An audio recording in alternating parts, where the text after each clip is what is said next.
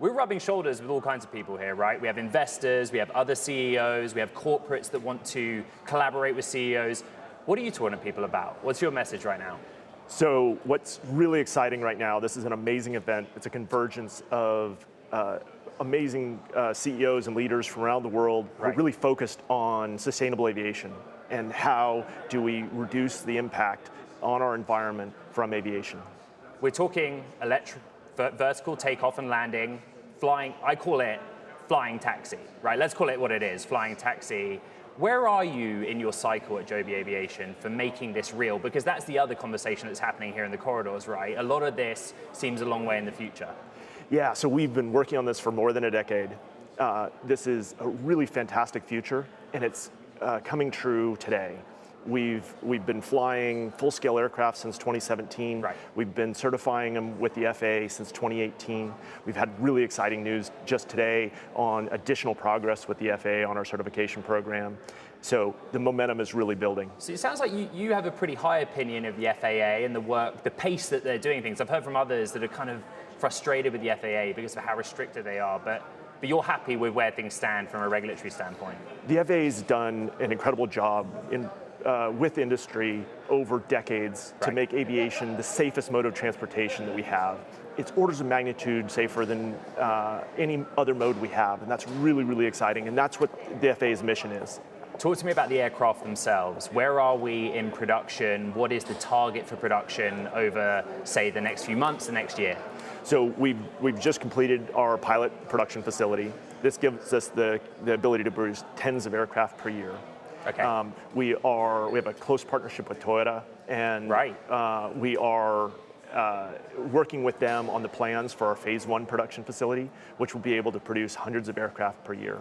So what is the idea there, that you work with Toyota to learn from their experience in manufacturing, or you use their facilities? How does that play out in practice? Yeah, so Toyota's amazing. They're known around the world for being able to build very complex machines at an incredibly affordable price with spectacular reliability. Right. And so when we looked at who we wanted to partner with to take this to the scale that it needs to go, beyond the scale that aviation's ever been done before, we selected Toyota as really an ideal partner. I was chatting with Alaska Air CEO Ben Minicucci earlier, and he's an engineer just like you, and he has some skepticism about the use case for battery electric in long distance flying, in larger aircraft. What's your take on that? Because you believe it's essential from a carbon standpoint, from an environmental standpoint.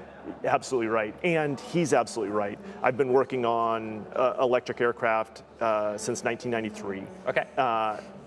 We've had an order of magnitude improvement in the specific energy of batteries over that period of time. But we have a real urgent problem that we need to solve today. Aviation is one of the highest climate impact things we do on a daily basis. Right. And it's imperative that we reduce that environmental footprint, and electric propulsion is the solution. But battery electric only moves you, it's very valuable when you want to move across town or between cities that are close together.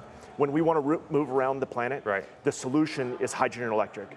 Hydrogen is 3 times higher specific energy than jet fuel. Well, that's why we talk about flying taxi. We put emphasis on that. There's also the use case. I know that you're focused on the flying taxi, but the big name in town is Walmart. They're interesting. Talk to me about other use cases. Delivery, it's a possible avenue, right? Yeah, so we're very excited about moving people across town, but there's also a really valuable use case in moving goods.